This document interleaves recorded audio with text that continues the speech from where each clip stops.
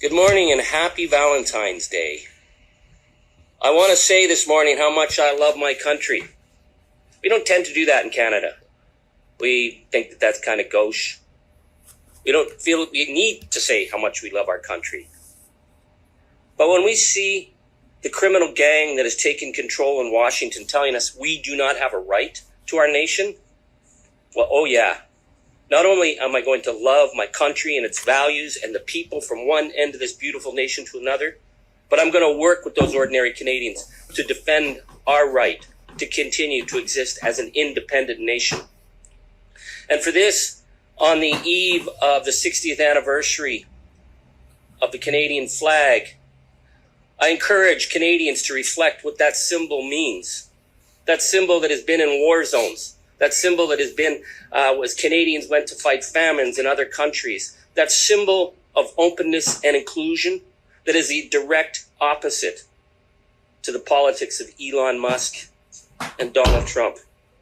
This week, we saw the shameful actions by Donald Trump to negotiate with Vladimir Putin, another gangster, to sell the people of Ukraine out. Mr. Putin thinks that Vladimir Putin is a savvy genius and he detests our country. Well, he's sending us a very clear message of the kind of man he is. Our neighbors are no longer our allies.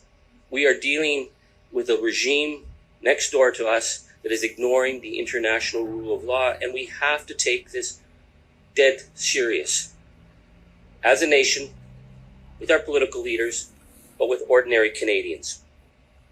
So what do we do right now?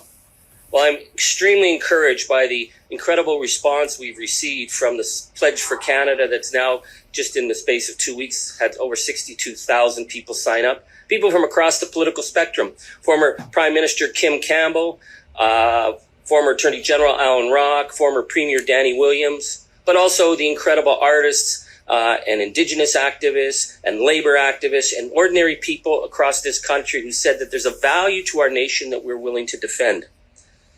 And I also want to encourage and thank the ordinary people who on their own began the boycott of all things American. Now, some might think, well, if you just choose not to go down to Tennessee this year, who's going to notice?